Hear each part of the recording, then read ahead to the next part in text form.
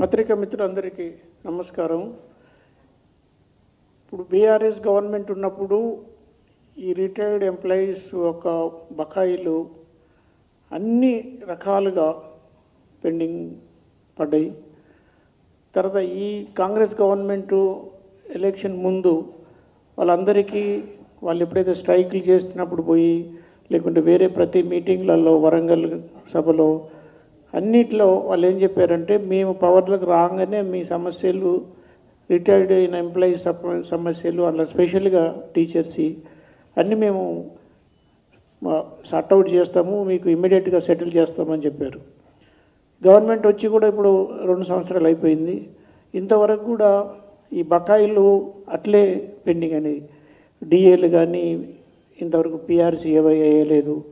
తర్వాత most unfortunate ఏంటంటే వాళ్ళ సొంత డబ్బులు గవర్నమెంట్ దగ్గర సేవ్ చేసుకునేది. ఎందుకంటే రిటైర్మెంట్ కాగానే ఆ డబ్బులతోని వాళ్ళు కొన్ని ప్లానింగ్ చేసుకుంటారు.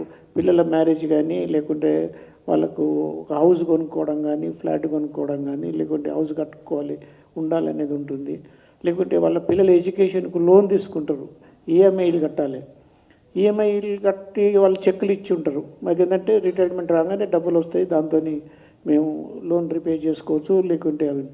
అయితే ఇప్పుడు గవర్నమెంట్ ఏం చేస్తుంది, ఒకసారి ఇవ్వాల్సిన డబ్బులను ఇన్స్టాల్మెంట్గా అది ఒక 1 year, 2 years, 3 years దానికి కూడా ఒక కరెక్ట్గా పాలసీ లేకుండా, అంటే 1 year ఇస్తా అంటే కరెక్ట్ 1 year ప్రకారం వాళ్ళు రీషెడ్యూల్ చేసుకోవచ్చు, రీప్లాన్ చేసుకోవచ్చు వాళ్ళ ఇన్వెస్ట్మెంట్ ప్లాన్ కానీ, వాళ్ళ రిటైర్మెంట్ వాళ్ళ ప్లానింగ్ ప్రకారం. కాబట్టి అది ఎప్పుడు వస్తాయో తెలియకుండా అన్సర్టనిటీ ప్లస్ ఇది కాకుండా కూడా రిటైర్మెంట్ బెనిఫిట్ ఒక ఇష్యూ. తర్వాత హెల్త్ ఇష్యూలో వాళ్ళకి 2 lakhs రిటైర్డ్ కాగానే హెల్త్ బెనిఫిట్ అది ఇచ్చేది ఉండే. అంటే ఏది ప్రాబ్లం ఉన్నప్పుడు 2 lakhs, దాని 2 lakhs 1 lakh తగ్గించారు. ఆ 1 lakh కూడా అది కూడా టైంలో ఇవ్వట్లేదు. అంటే అన్ని రకాలుగా, అంటే సొంతం దాచుకున్న పనులు కానీ, గ్రాట్యుటీ కానీ, పిఎఫ్ కానీ, తర్వాత మన pension, old pension, new pension వాళ్ళకి కూడా ఆ డబ్బులు టైంలో ఇవ్వకుండా చేస్తూ ఉన్నారు. తర్వాత 4-5 మీటింగ్లు పెట్టారు, కమిటీని వేశారు, కమిటీ సజెస్ట్ చేసింది.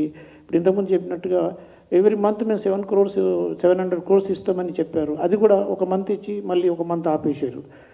కాబట్టి రిటైర్డ్ బెనిఫిట్ అయిన ఎంప్లాయీస్ కొంతమంది ఏమవుతుంది, ఈ ప్రాబ్లమ్స్ ఎక్కువ అక్యూములేట్ అయ్యి కొంతమంది చనిపోయారు కూడా ఎంప్లాయీస్.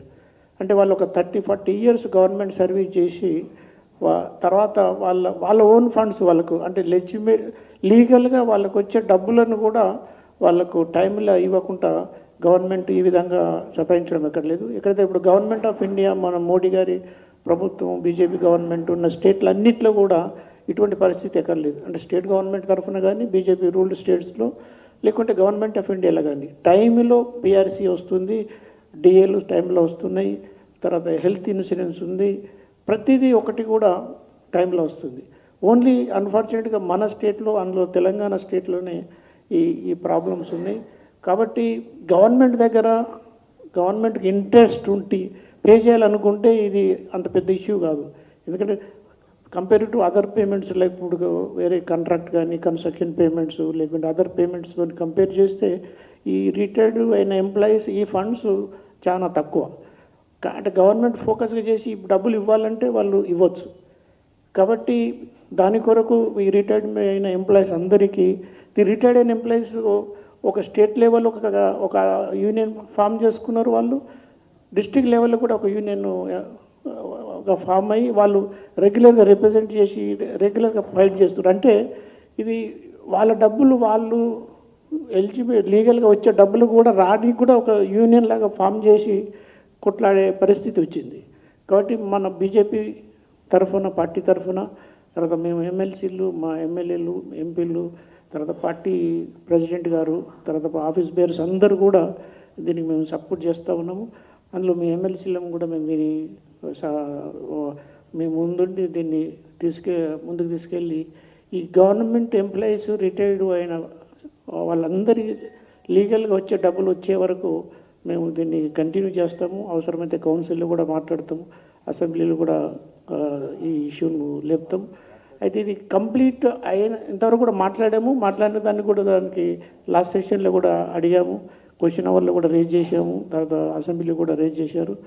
కాబట్టి ఈ ఇష్యూ సార్ట్ అయ్యే వరకు మేము కంప్లీట్గా వాళ్ళతో సింపతిగా ఉండి మేము కంప్లీట్ స్ట్రైక్ చేస్తాము. పార్టీ కూడా సపోర్ట్ ఉంటుంది.